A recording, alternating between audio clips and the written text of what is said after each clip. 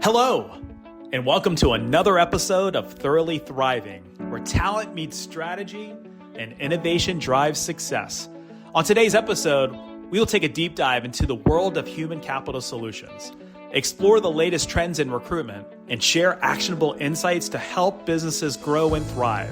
Whether you're a seasoned executive, a budding entrepreneur, or just passionate about the future of work, you are in the right place. Well, let's get started on building the future one conversation at a time. Well, welcome to another episode of Thoroughly Thriving. Wow, today we don't have a guest, and we like to have these episodes, Sean, where it's you and I talking about what's happening not only within Thorough Group, not only what's going on within life sciences, but the core values that are instrumental and foundational, really that encapsulate our why. I think that's important that we go back to the start of things and refresh, revitalize, rejuvenate our why. And for our audience out there, one of the things that we knew that was important to us starting this off was our legacy. And we have 5 core fundamental values that we operate from. And anytime we make a big decision, anytime we make a decision, that's our touchstone. We go back to our core fundamentals, our values. And one of those for our audience today is living your legacy. And that was important for us. And we knew that our careers would have been phenomenal if we continued down the path that we were in. But we knew that we wanted to further cement, further solidify legacies in many different aspects. And I think this topic couldn't be more appropriate because next week I'm going to be embarking on a multi-generational really trip back to where my parents were born and raised, which is Sri Lanka, and also visiting where my wife's parents are from, the southern part of India called Kerala. And it's just going to be a phenomenal trip, Sean. I'm really looking forward to it.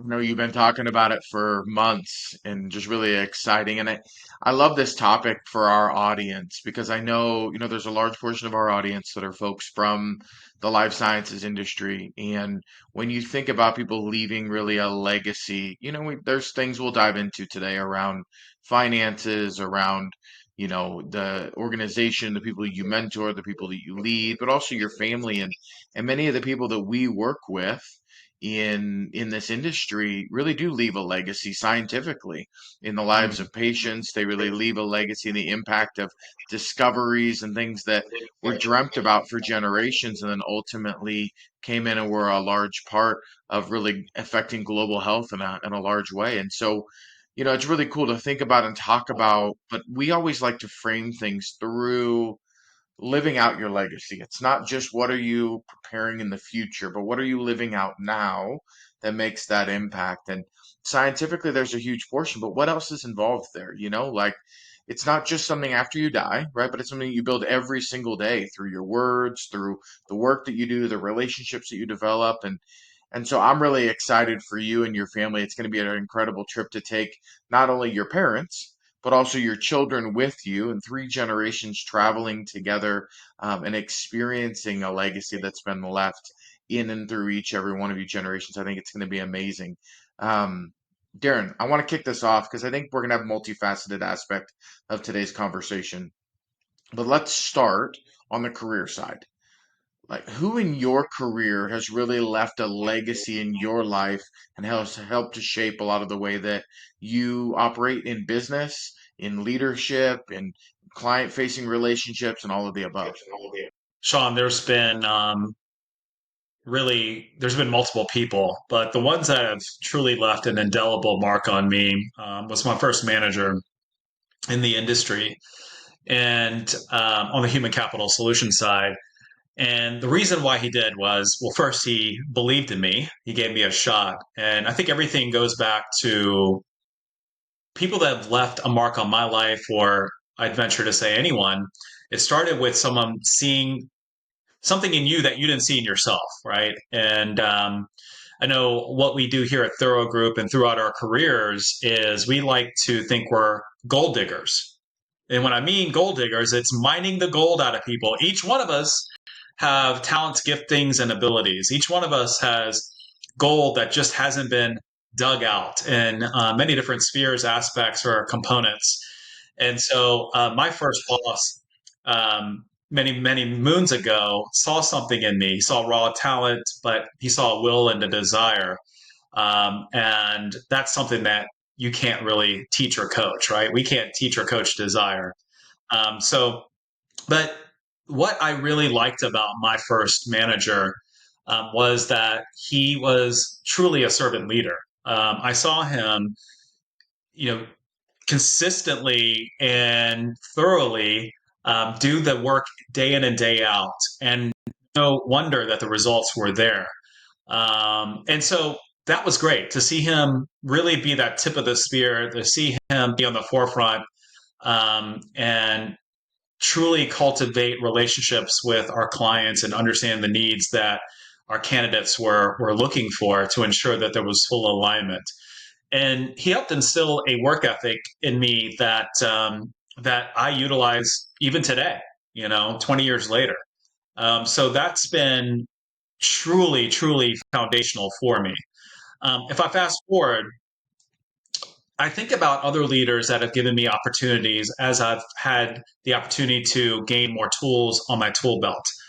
Um, they also saw something in me, but the capacity had grown, the skill set had grown, and the belief was still there. But there's a saying that I think is true. Right? People may forget what you said or what you did, but they'll never forget how you made them feel. And when I think about these three important leaders, and that's exactly what they were for me, because there's a distinction between managers and leaders, Sean. Agreed completely. Managers, in my opinion, light fires under you, and those fires can dim, they can go out. The leaders light fires within you. And so these three gentlemen that have left this indelible mark that I mentioned have lit a fire inside of me that it still burns today. And that is doing things with the highest integrity. That's going the extra mile. It's truly, truly caring when it's not convenient. And then also doing things with excellence. So I just kind of touched on a couple of our core values that have helped shape the vision and the trajectory of Thorough Group. Um, but Sean, I'm curious for you. Um, when you think about same question, but different aspect. When we think about legacy, a sign of legacy is when you leave the room. What people, how they describe you, what they say about you. How would you describe or want for people to talk about you, whether that's in the life science community or the other spheres of influence that you're called to? Share with our audience, some of the things that you hold yourself to in the highest regard, but then also the also indelible mark that you've left on people, and how would they really describe Sean Burroughs? Wow, that's a deep question, and underlying, I'm going to answer it, but I also want to make sure that for our audience today, I know it's a little bit of a different topical format, but I think our hope is that there's also some takeaways for each and every one of us to examine a similar question. How do people see you? What is the mark and the legacy that you're leaving? And I think for me, I think there's a couple of key things that I intend to do each and every day. And I think that this stretches across my family, the work that I do with my marriage, with, the other relationships and friendships and things that I have in my world, is that number one, that I'm in your corner, that I am the type of person that will fight for you and with you no matter what. And that there's really a core value for me of, if you're in my world, you're a part of my world. Now I fight for you just like I fight for myself.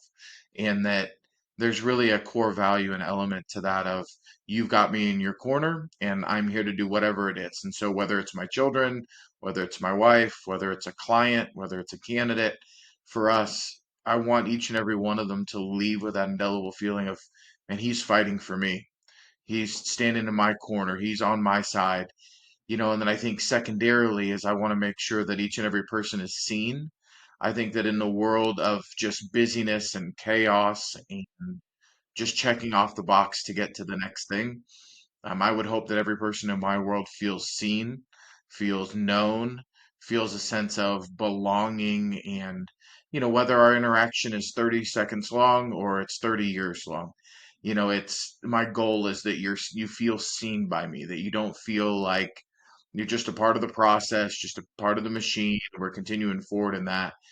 And I think lastly is the intentionality in the work of you are known individually. And I think like to me, there's a difference between being seen and being known individually. That especially in our world, it becomes very, very simple to just put another candidate into the queue. A lot of systems have been created for quote unquote efficiencies, but it depersonalizes the individual experience of the candidate. And truthfully, for a lot of the clients, the AI has its benefits, technology has its benefits. I'm all for it. Trust me, we run our own business and we're always looking for more efficiencies and things to be more cost effective. But to be seen and known individually by someone, whether it's so I always try to remember the littlest thing. Like we had a person that I've known in the industry for a long time recently took a new role, and but because I know them individually, I didn't just send a gift basket or a congratulatory, this or that or whatever. I very catered specific gift to what their interests were and sent it over. And, the message I got back wasn't just thank you, but it was, wow, thank you. You know me so well. This really means a lot. And I think to me, those would be the three things, Darren, if I could really whittle it down, that I would hope that everyone in my world experiences from being around me. Phenomenal. I respect that. I appreciate that, and it's funny because as you mentioned, it's this idea of what people say about you when you're not in the room. I'm thinking as I'm answering because I'm really thinking holistically. I know what I do with intention, but am I doing it because I'm trying to get to a point? And it's funny we operate and work with so many scientists who all of the experiments have an intentionality to them, a step-by-step process, and yet sometimes we remove that from the people element because there are so many variables and factors and things that we can't control. And so when we're not as intentional when it comes to relationships or intentional about the legacy that we're leaving, other than maybe finances, you just start planning that way. But when it comes to people, it's a little more complicated. I think the word intentionality really settles for me when it comes to legacy. But what does living intentionally mean to you? I know you and your wife are some of the people that I know the most who live with very much of a level of intentionality, partially because you have so many things happening and going on that if you don't, everything kind of loses control pretty quickly. But what does living intentionally mean to you, Darren? Like, and how is that definition kind of shifted and changed over time as businesses expand, family expands, and life expands? The intentionality piece has to change a little bit as well. But what does that look like for you? Yeah. I'm sure our audience can identify with this at various levels, but life is full. Life is certainly in session, Sean. And with all the dynamics that we have here, personally and specifically, um, last year was a year where, stepping out of corporate and officially launching Thorough Group, and the audience may or may not know, but we are also in the restaurant industry, and that's been very rewarding and something that we've learned a ton about. But with having younger kids and a marriage and other things that we've signed up for, um, intentionality is paramount. And what I have come to learn and really focus on is being as present as possible. And there's oftentimes to our audience and to Sean that I can physically be in the room, but mentally I am not there. I'm thinking about things that occurred yesterday or potentially things that are going to occur in the future or future plans. And so I found that that gap has shortened, and to be present to where I could let that linger for a longer period of time. So it's been important for me to sometimes even do this simple exercise where I look down on my feet and be like, "Where are you right now?" You know. Earlier today, my 10-year-old daughter was talking to me, and I knew that I wasn't present. And so I had to look down on my feet and say, Darren, where are you? You're right here, right now. Sure, those things that you're dealing with are changing or transpiring or developing, but it's important to be intentional and carve out that time. I love adages, as the audience will know, but he who plans to fail plans to fail, in terms of, like, if you don't really have a plan, then that plan is to fail. And so it's important that on almost a daily basis that I take a look ahead to figure out what's happening, and even on a weekly basis to figure out exactly what the plan is, Sean. So I have to be intentional when I have family time, when it's time for us to support our valued clients and candidates, and then everything else that we're called to. So I think it's important that it's as intentional as I can be with the time that I do have, and really setting out that plan. Because again, if I don't have a plan, then I plan to fail. What I love about how I've observed your life is that there's an intentionality, but it's not a to-do list intentionality, which I think sometimes we can all get wrapped up into. I know even for me as a child, my mother recognized pretty early on that I was a high achiever, but I was also easily distracted. And so she trained me from a young age that the to-do list was going to be my security blanket for success. If I can always have an anchor point back to it. And sometimes even around the house, my wife will continue to give me a to-do list, Darren, to make sure that I'm anchored to it. But we're not talking about intentionality in the sense of, are you regularly scheduling a to-do list, but rather being intentional with your time and manage the totality of that than you and your wife for sure. Thank you, thank you, Sean.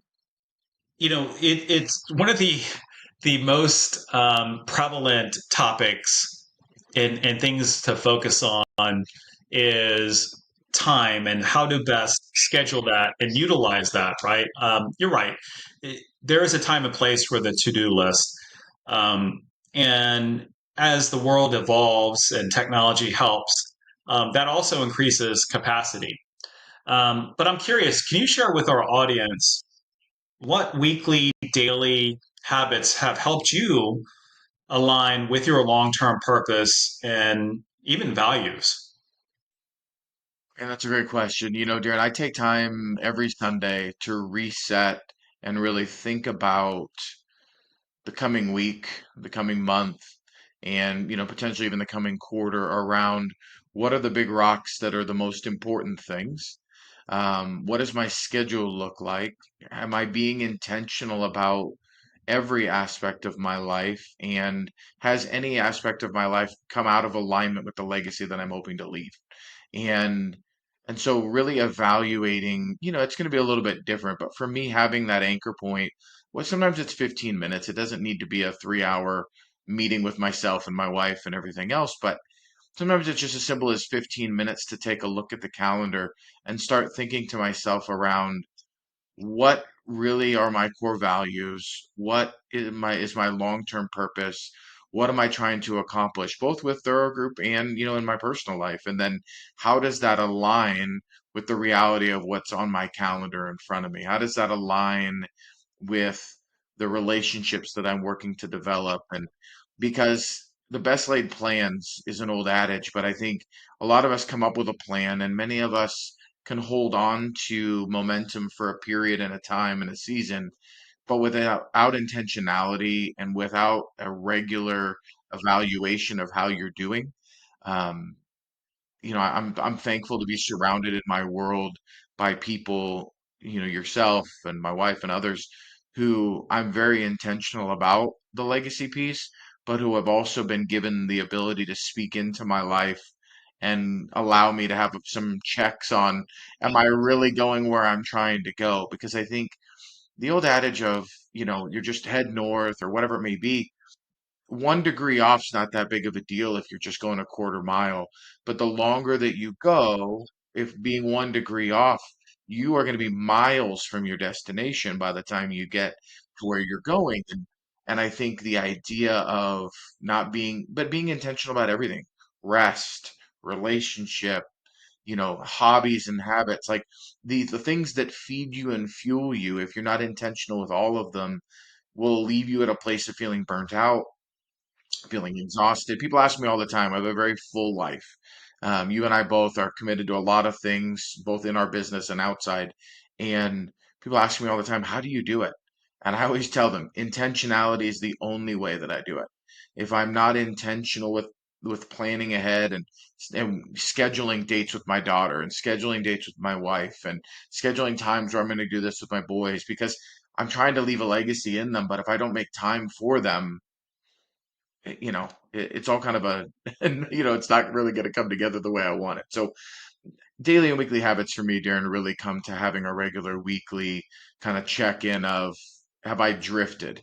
Because it's really, I grew up in Northern California. We used to go to Lake Tahoe when I was a kid, and we go over and visit family members and kind of get together there. You can be out on a boat, and Lake Tahoe is a pretty large lake.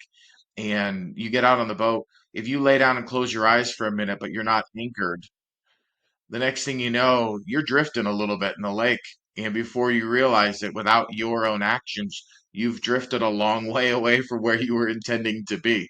And so it's great to schedule regular intentional check-ins on, how am I measuring up, and asking the people in your world. If you have people you're mentoring in your business, you have people at the office that you're pouring into, having regular check-ins with them to make sure that what you're doing is resonating, what you're intending to leave with them is actually sticking. If it's not, you need to be the one that takes the ownership on the communication piece. You need to be the one that's the bigger person to say, hey, I'm pouring into you. You don't need to change. It's me that needs to evaluate how we're doing this. So I think regular check-in points are really, really healthy. And I know that's something that you and your family do as well. How do you decide, Darren? Because this is a really pretty personal, but we want to get into the weeds just a little bit in this podcast today. Yeah. Like, Yeah. how do you decide what deserves your time and attention? You're talking about your feet. You're talking about where I am right then and there. But as you mentioned, if they're a group that we're working in, you've got the restaurant business, you've got a family, you've got other commitments outside of that, you're world traveling and planning for all of those sorts of things. Like, there's a lot of intentionality, but how do you decide what deserves your time and attention every day and what doesn't? Yeah. You touched upon it. There's some practical and tactical things that I'll share with our audience.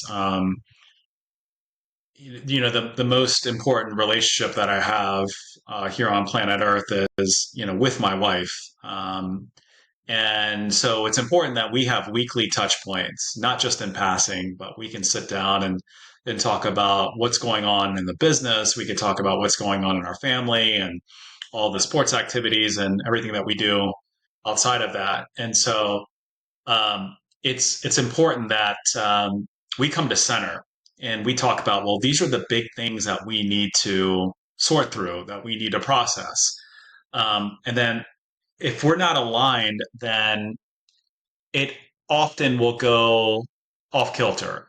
Things will not get accomplished. And having someone in your life to be a sounding board to shine a light on blind spots is important, because sometimes I think that this might be a higher priority than something else. And so it's important that my wife and others that can speak into my life and say, no, I think we need to focus on this because of these reasons. So it's having those weekly meetings that we're able to touch point. Same thing, no different from when we're talking with our clients that are looking to meet their endpoints, reach a milestone. It's all about communication. It's all about being transparent. It's all about being willing and open-minded to take feedback. And so that intersection, and being transparent, vulnerable, and open-minded has allowed us to really accelerate growth personally, physically, spiritually, and certainly professionally. So that's been important, right? To have that regular cadence. And Sean, we're working on several high level roles right now, and one of the non-negotiables for us, no matter if it's a contingent or a retained search, is to have regular touch points with our key stakeholders, with our clients. And so it's no different, right? That principle transcends into the personal world, into the personal aspect. So, yeah, that's, it's not considered a life hack or a business hack. It's just being consistent. It's being consistent with that. And so, that negates or significantly reduces being 1% off, because it's important that we not only row in the same direction, but the same speed with our clients, in our personal life, and other aspects. So, well, look, this has been a really open, transparent, and a bit vulnerable podcast. I've really, really enjoyed it. Hopefully, you as the audience have taken away something from it. We'd love for you to comment, like, share, reach out to us if you have any questions. We couldn't really get into a lot of what we wanted to in terms of the X's and O's, but we're happy to be open and transparent. But we're only able to do that, Sean, if we work as one and we win as one. We'll see you in the next episode of Thoroughly Thriving. Thank you for joining us today for another great episode of Thoroughly Thriving. If you enjoyed today's episode, please feel free to share it with those in your world. If you'd like to learn more about the Thorough Group, please go to thoroughgroup.com. And remember that we will all remain thoroughly thriving if we continue to work as one and win as one.